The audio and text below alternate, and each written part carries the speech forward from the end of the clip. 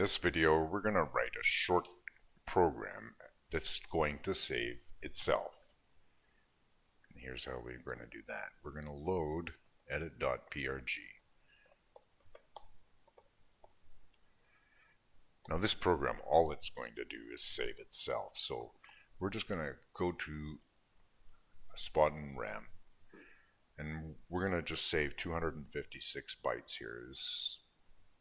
First thing we got to do is we have to call, there's 3 kernel calls that we have to use. The first one sets the logical first and secondary address. So I've actually done this already once. Let's just set a label here, sprg. It's just a temporary label for now. I'm going to go to S181.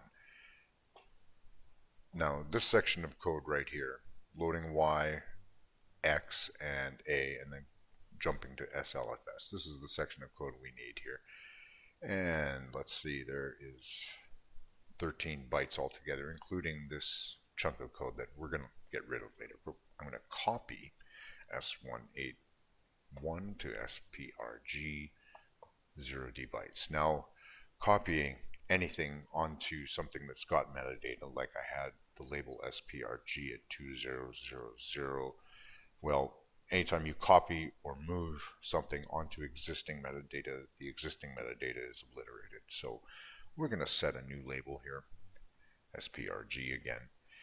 And if I go down to here, the editor still thinks that our file end is at 0818. We're going to just type FEND down here. Now it thinks the file end is down here. And that's what we want. And we don't need this or this. So I'm going to delete 4 bytes. I'm going to change this to a JSR.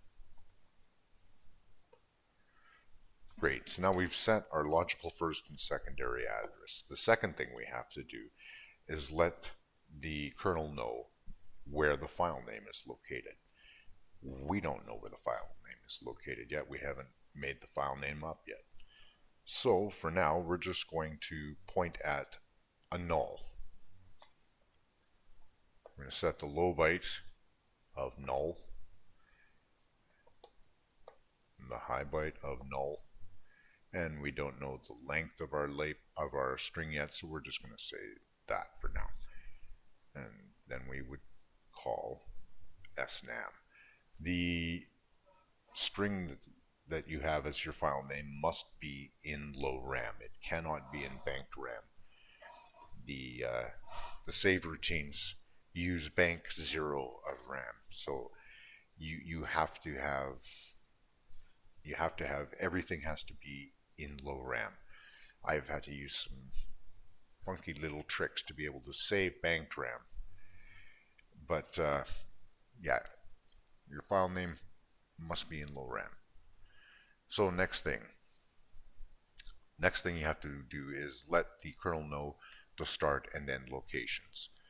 So the start location is going to be pointed to by the accumulator, and it's going to be a 0 page, 2 bytes in 0 page. So we're going to just load X with our start location, low byte, and the high byte to 0, and we're just going to store that in 0 page. And now if we load A with 7E, it's now pointing to those 0 page locations that are our starting point. Next we have to set the ending point.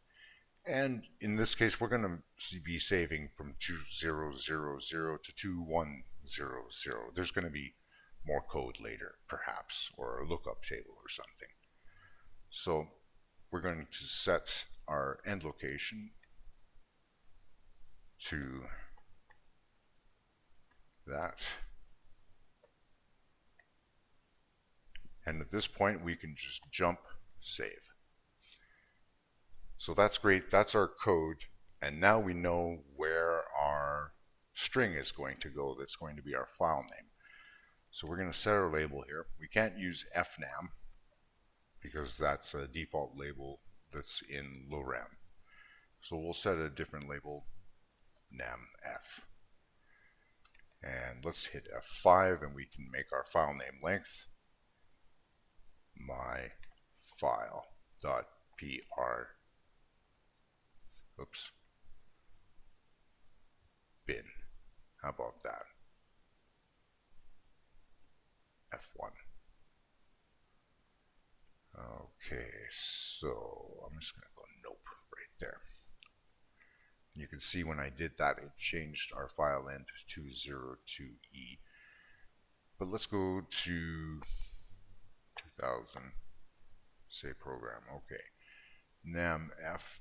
If I hit F5 again, we can see it's 1, 2, 3, 4, 5, 6, 7, 8, 9, 10 bytes long. So F1 will go stri0a, and now we can go back up here, F1, and change this, ldx number less namf, ldy number greater namf, lda number l, namf. Good. So now, if I exec sprg,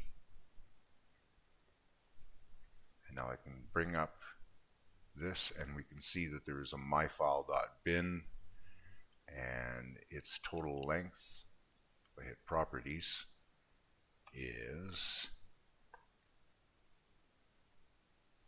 that's not what I wanted.